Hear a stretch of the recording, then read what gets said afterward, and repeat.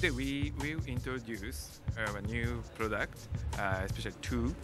One is refrigerator, another one is air conditioner. Refrigerator is real fan cooling technology inverter model, and Lumiacon is air sweep. That is provide you a good sleep at night. Okay. Refrigerator is we focus on the inverter technology.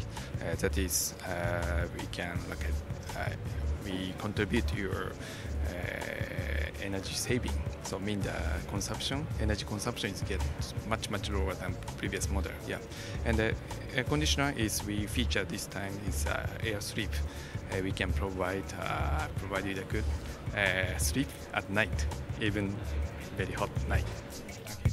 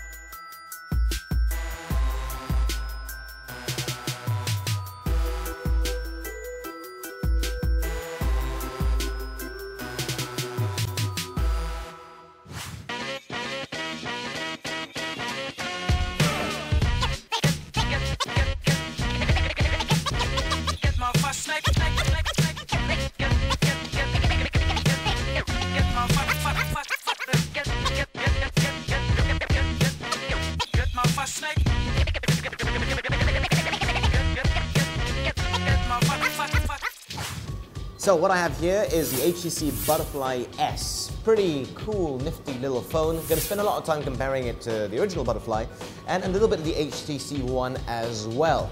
So holding in my hands feels nice, although not nearly as nice as the HTC One, given that is the flagship phone. That's not surprising particularly.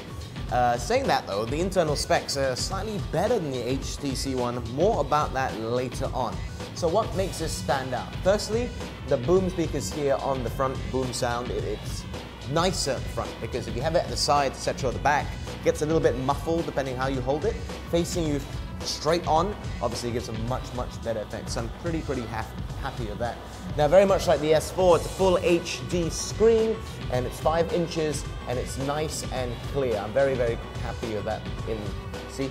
Know what I mean? Nice, clear, stands out, good color reproduction, good viewing angles as well. As for the actual body, I'm just going to show you the top. If you've used an HTC One, you'll notice there's some differences. The middle button right there, that's the power button. The HTC One is actually on the side. This doubles up as your receiver for your TV, so you can change your TV settings, etc. Quite a cool feature if you ask me, and I'm very happy to use it. Right next to it though, if I pop it open, that is exactly where you slot in the micro SD slot and also your micro SIM as well. Internally, it's 16 GB, but obviously with micro SD, you can increase it exponentially depending how many micro SD cards you actually have. Let me pop it back into place. Sadly, this is not waterproof. The last one was, if you remember correctly, and I quite enjoy having a waterproof phone, but it's okay. I think most phones out there are not waterproof, so I can certainly learn to live with it.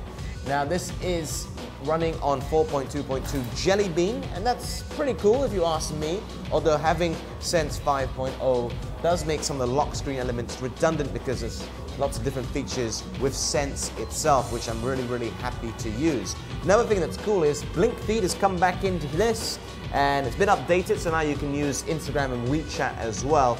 Now, WeChat was not available on the HTC One, so it seems, for now anyway, to be exclusive to the Butterfly S.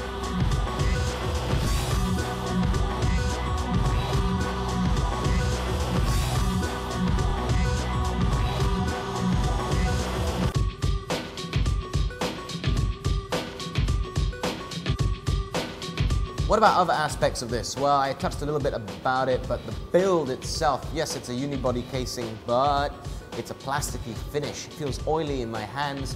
Fingerprint magnet, but if you're going to use a case, I guess it's going to negate that. But you compare it to the beautifully crafted HTC One and it pales in comparison. One thing it doesn't pale in comparison to the HTC One would be the camera. Now, remember the last Butterfly had an 8-megapixel camera. This one goes to exactly what we have in the HTC One, which is the ultra-pixel 4-megapixel camera. So, yes, low light conditions are better, but you have a slight smeary effect, so the detail is lost, so I'm not particularly happy with that. Now, in terms of the processor, it's 1.9 Qualcomm Snapdragon. Actually, it technically on paper is better than the HTC One, but we clocked it in at about 1.7, so slightly less. But at the end of the day, I don't think you're going to really notice the difference. Other aspects of this, the battery life is pretty cool. 3,200 mAh, so you're talking about a day and a half of battery use. To give you a comparison, the Samsung Galaxy Note 2 is 3,001 and the Note 3 is 3,003, so it's got a lot of beef and juice inside of it, which makes me pretty happy to use.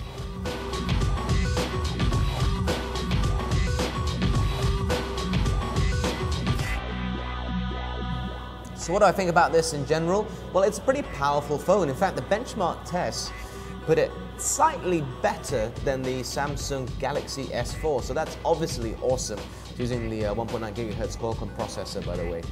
I have to say, very impressed. If you're a fan of the speakerphones, this has great audio. Yes, it's powered by Beats audio. We're not going to see that much more from HTC. In fact, the HTC One Max does not have it because the partnership between HTC and Beats has been dissolved. So make use of it while you can. Though, to be honest, I've always found it a little bit more of a gimmick.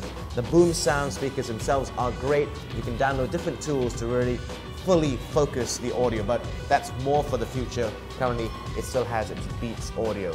Now, where it really makes it stand out from something like the HTC One is actually more on the design. With the UI and everything looking so similar, I mean, if I was to just show you that, you wouldn't be able to tell the difference between HTC One and the HTC Butterfly S. It's the actual build, having this plasticky design.